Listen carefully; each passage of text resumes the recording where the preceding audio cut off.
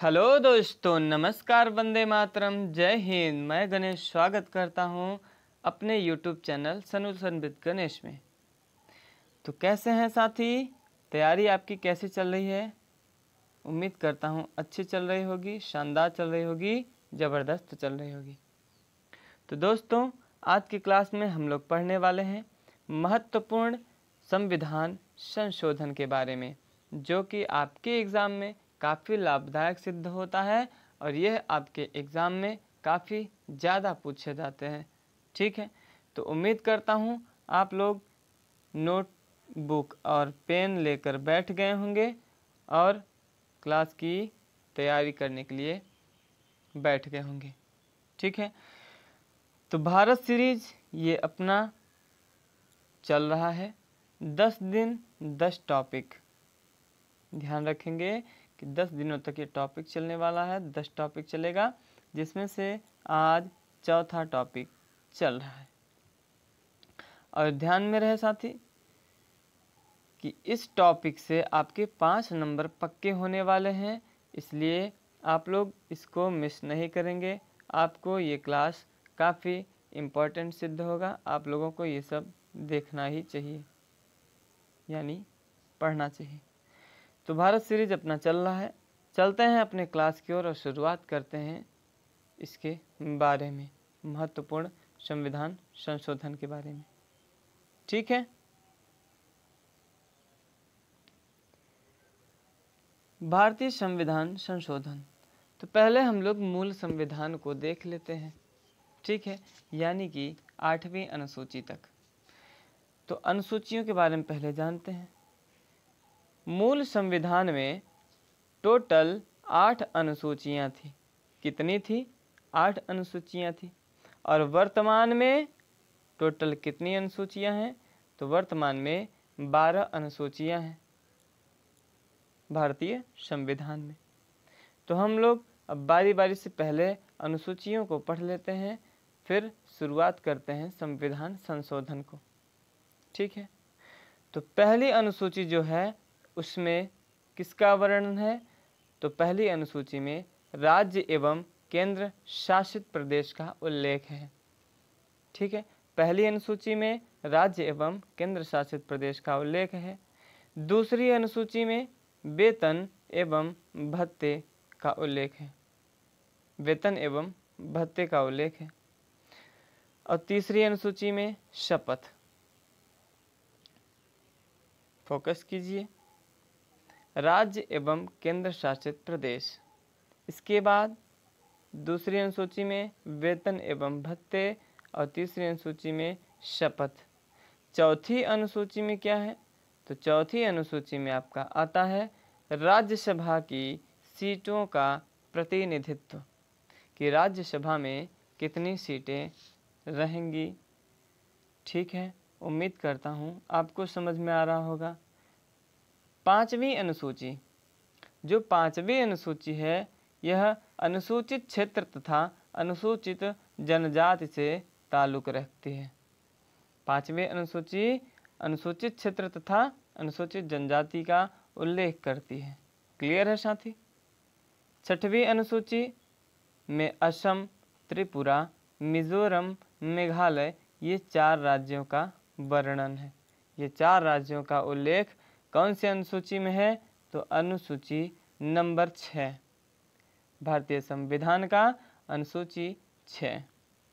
सातवें में आपका सूची आ जाता है। सूची 3 प्रकार के होते हैं, संघ सूची, राज्य सूची और समवर्ती सूची। ठीक है साथी, तो ये 3 प्रकार की सूचियां होती हैं जो कि भारतीय संविधान के अनुसूची 7 में शामिल है। और जो अनुसूची 8 है, अनुसूची 8 में आपके भाषा का उल्लेख है। और मूल संविधान में जो 8 अनुसूची थी उसमें टोटल 15 भाषा थे। कितने थे? 14 भाषा थे साथी। कितने थे? टोटल 14 भाषा थे। ठीक है, इसके बारे में भी आगे हम लोग पढ़ेंगे। अब हम लोग शुरुआत करते हैं संविधान संशोधन। नोट: संविधान संशोधन द्वारा जोड़ी गई अनुसूचियाँ। ठीक है, जोड़ी गई अनुसूचियाँ।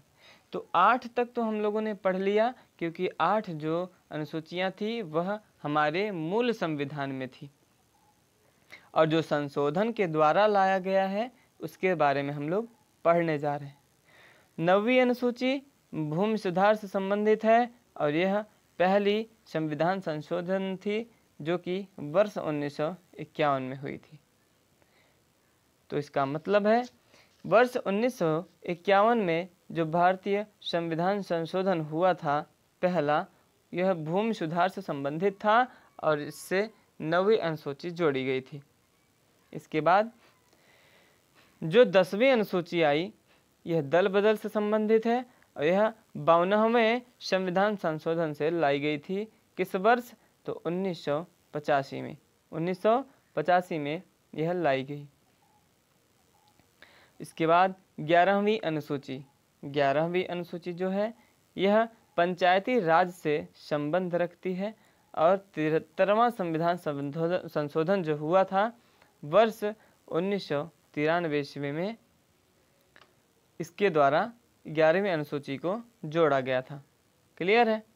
12वीं अनुसूची एवं अंतिम अनुसूची। तो 12वीं अनुसूची जो कि नगर पालिका से संबंध है, यह 74वां संविधान संशोधन 1993 के द्वारा भारतीय संविधान में जोड़ा गया। ठीक है, तो उम्मीद करता हूँ साथी आप लोगों को ये चीज़ अच्छे से समझ में आ गया होगा। ठीक है, चलते हैं अब हम लोग संविधान संशोधन को लेकर के। संविधान संशोधन भारतीय संविधान के अनुच्छेद 368 में शामिल है। इसका मतलब यह होता है कि अनुच्छेद 368 के अनुसार आप संविधान संशोधन कर सकते हैं, संविधान में संशोधन कर सकते हैं। भारतीय संविधान में अभी तक कुल 105 बार संशोधन हो चुके हैं। कितनी बार? 105 बार संशोधन हो चुके हैं। भारतीय संविधान में किए गए प्रमुख संशोधन निम्नलिखित हैं। अब हम लोग संविधान संशोधन को विस्तार रूप से पढ़ते हैं।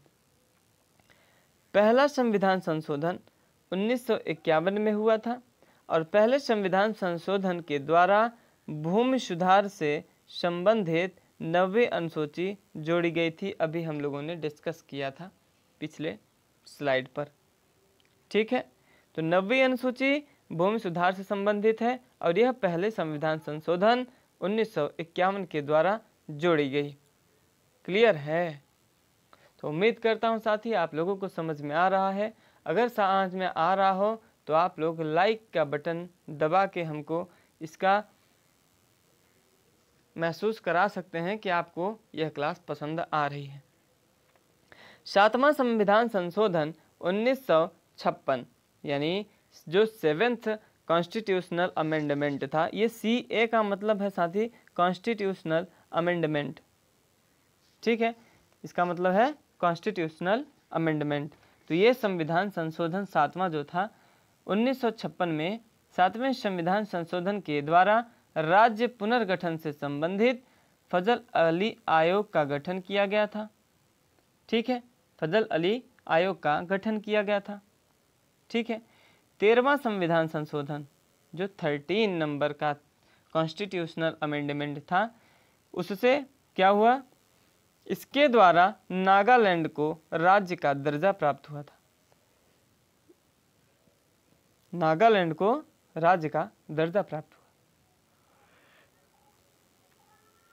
21वां संविधान संशोधन 21st कॉन्स्टिट्यूशनल अमेंडमेंट। 21वें संविधान संशोधन के द्वारा भाषा में, यानी 7वीं जो अनुसूची थी हमारी भाषा से संबंधित, उसमें सिंधी भाषा को जोड़ा गया। ठीक है, सिंधी भाषा को जोड़ा गया। जो सिंधी भाषा जोड़ी गई साथी वो 15वीं भाषा थी। ठीक है, याद रखेंगे आप। 42वां संविधान संशोधन, जो 42वां संविधान संशोधन है ये काफ़ी इम्पोर्टेंट है, इसलिए इसको थोड़ा हम लोग विस्तार से जानते हैं। 42 कॉन्स्टिट्यूशनल अमेंडमेंट 1976, इसे लघु संविधान कहा जाता है। इसे लघु संविधान कहा जाता है, यह इम्पोर्टेंट फैक्ट है और इसको आप लोग ध्यान में रखेंगे। 42वें संविधान संशोधन के द्वारा प्रस्तावना में संशोधन किया गया था। प्रस्तावना में संशोधन किया गया था कौन से कॉन्स्टिट्यूशन अमेंडमेंट के द्वारा? तो 42वें संविधान संशोधन के द्वारा। और एक बात और याद रखेंगे कि संविधान संशोधन यानी प्रस्तावना में केवल एक बार संशोधन हुआ है, केवल एक बार संशोधन हुआ है। किसमें? तो प्रस्तावना में यानी प्रीएम्बल में। प्रस्तावना में जो एक बार अमेंडमेंट हुआ यानी संशोधन हुआ, उसमें क्या क्या जोड़े गए?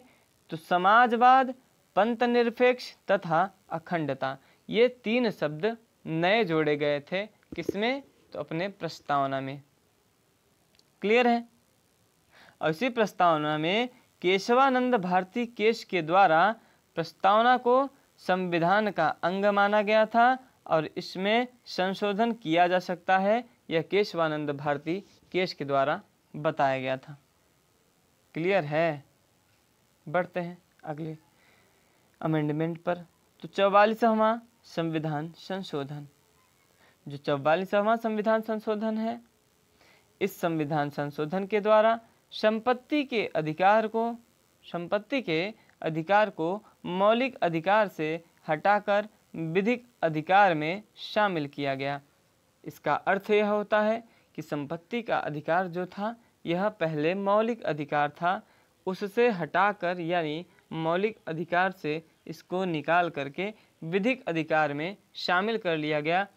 किस अमेंडमेंट के द्वारा? 44वें अमेंडमेंट के द्वारा। ठीक है, और उसके बाद यह कहाँ रख दिया गया? तो भारतीय संविधान के आर्टिकल 301 के अंदर रख दिया गया। ठीक है। 52 यानी 52वां संविधान संशोधन 1985, 52वां संविधान संशोधन 1985।